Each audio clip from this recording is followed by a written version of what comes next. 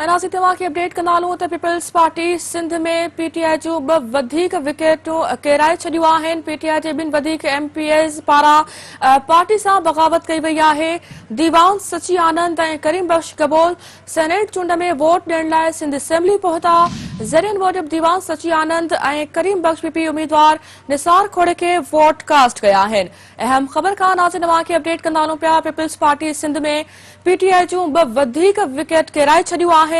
PTI जे ॿिनि वधीक MPS पारां पार्टी सां बग़ावत कई वई आहे। दीवान सची आनंद ऐं करीम बख्श गबोल सेनेट चूंड में वोट ॾियण लाइ सिंध असेंबली पहुता। ज़रियनि मूजिब दीवान सची आनंद ऐं करीम बख्श पीपी उम्मीदवार निसार खोड़े खे वोट कास्ट कया। अहम ख़बर बाबति नाज़रीन तव्हां खे अपडेट कंदा हलूं पिया त पीपल्स पार्टी सिंध में पीटीआई जूं ॿ वधीक विकेटूं किराए छॾियूं आहिनि। पीटीआई जे ॿिनि वधीक एमपीएस पारां पार्टी सां बग़ावत कई वई आहे। दीवान सची आनंद ऐं करीम बख्श गबोल सेनेट चूंड में वोट ॾियण लाइ सिंध असेंबली पहुता। ज़रियनि मूजिब दीवान सची आनंद ऐं करीम बख्श पीपी उम्मीदवार निसार खोड़े खे वोट कास्ट कया।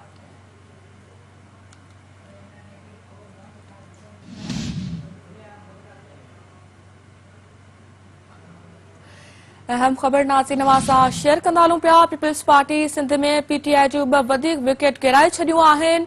पीटीआई जे ॿिनि वधीक एमपीएस पारां पार्टी सां बग़ावत कई वई आहे। दीवान सची आनंद ऐं करीम बख्श गबोल सेनेट चूंड में वोट ॾियण लाइ सिंध असेंबली पहुता।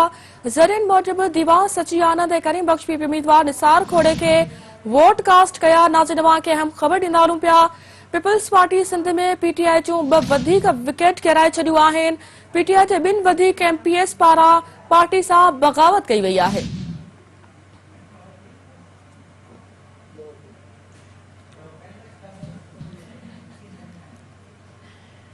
इन्ही हवाले सां तफ़सील ॼाणण लाइ राब्तो कयो आहे कराची में सिंध टीवी न्यूज़ जे रिपोर्टर बशीर संजरानी सां। जी बशीर, अपडेट कजो इन हवाले सां पीटीआई जे ॿिनि वधीक एमपीएस पारां पार्टी सां बग़ावत कंदे निसार खोड़े खे वोट कास्ट कया विया आहिनि। कहिड़ा तफ़सील इन हवाले सां?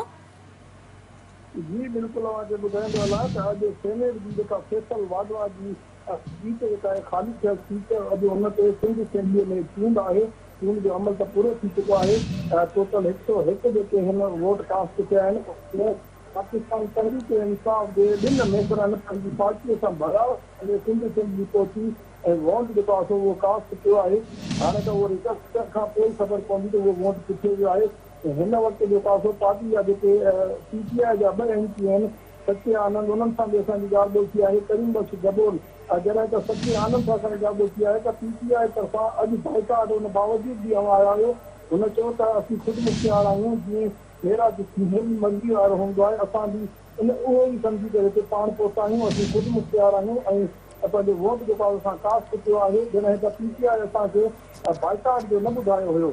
हिन वक़्तु जेके उहे ॿई मेंबर जेके आहिनि उहे अंदरि मौजूदु आहिनि। टोटल 101 जेके उहे वोट कास्ट थी चुका आहिनि, जंहिं मां